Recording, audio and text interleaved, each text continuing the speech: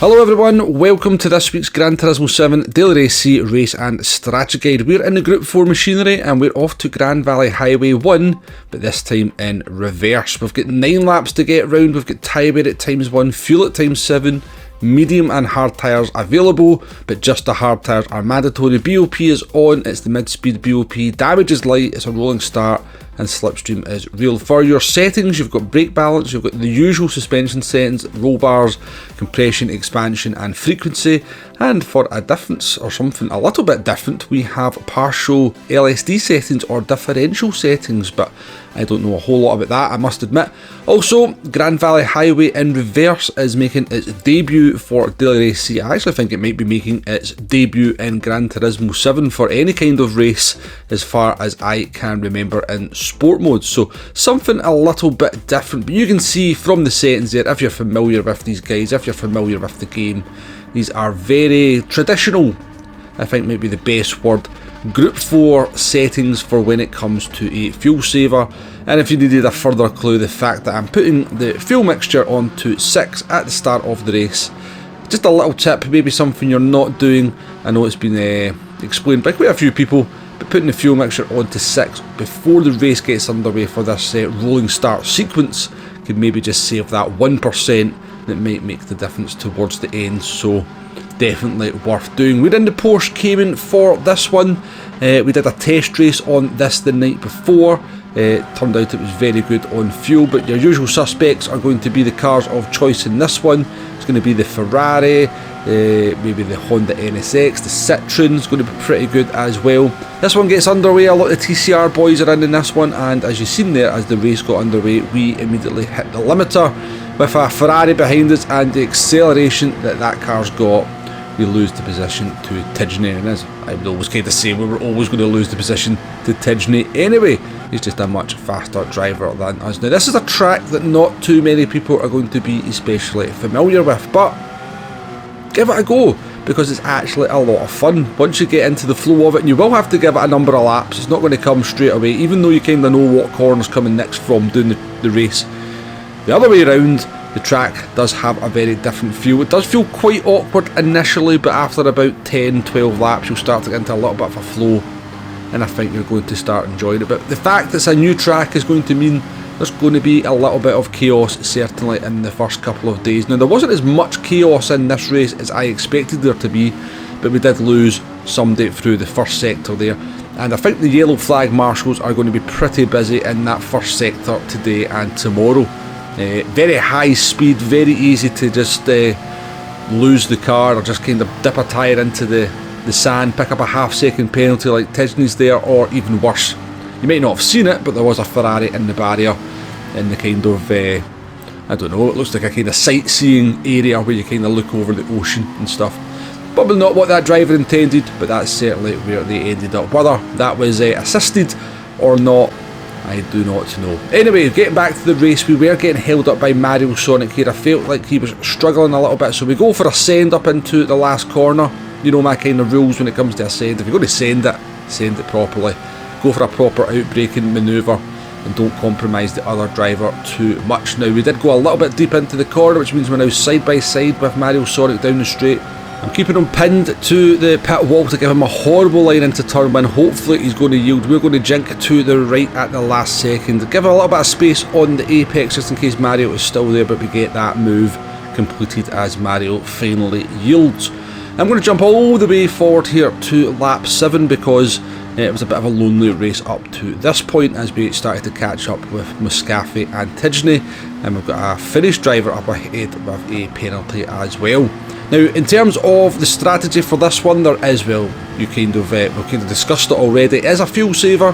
There is no real strategy for this one. It's a very traditional Group 4 race.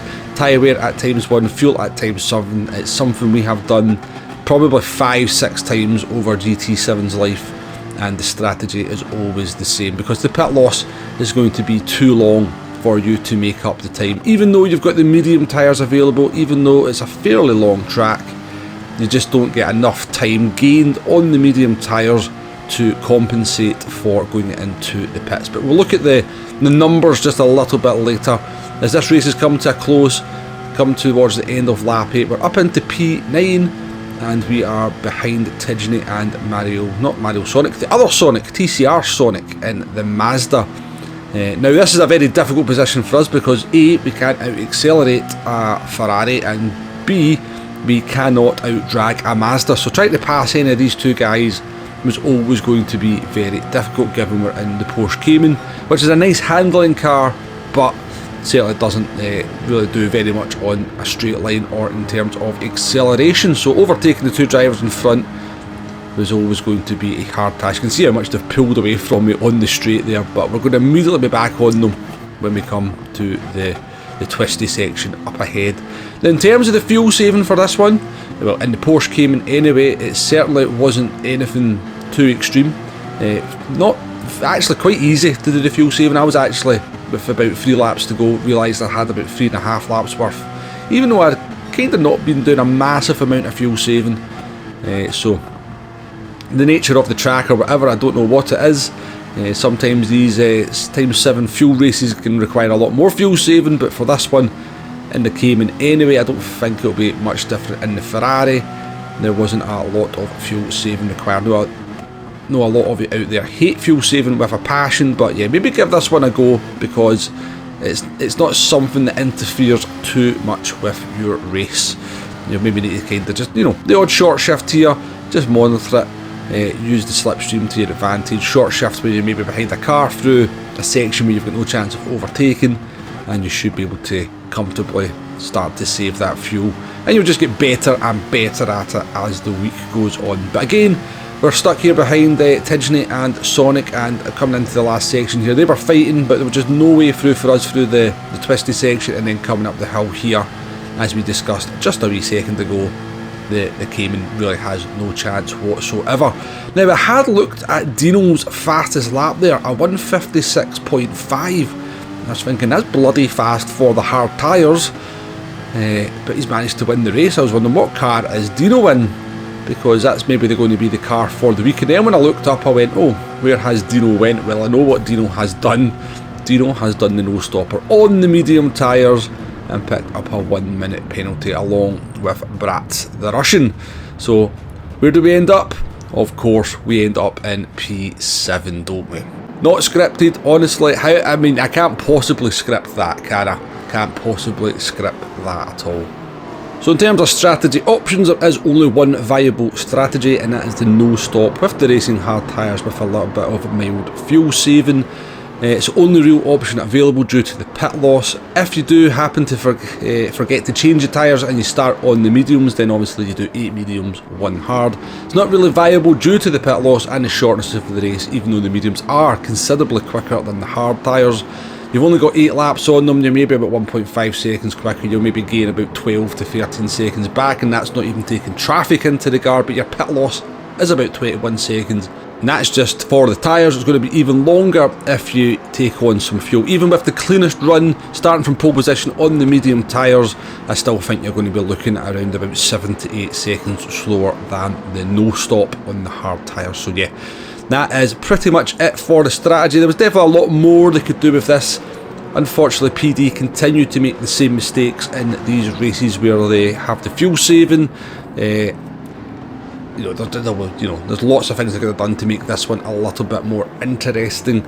In terms of cars, I don't know what's going to be the best car for this one. I think it's going to be the usual suspects. I think the Ferrari, the Citroen, that Mazda might be quite good as well, the Mazda 3, although I don't think it's the best track for the Mazda because there's no real long straights on this one for it really to use its power. But yeah, the best car will come to the fore, and that's what you're going to see everybody in come around about Wednesday.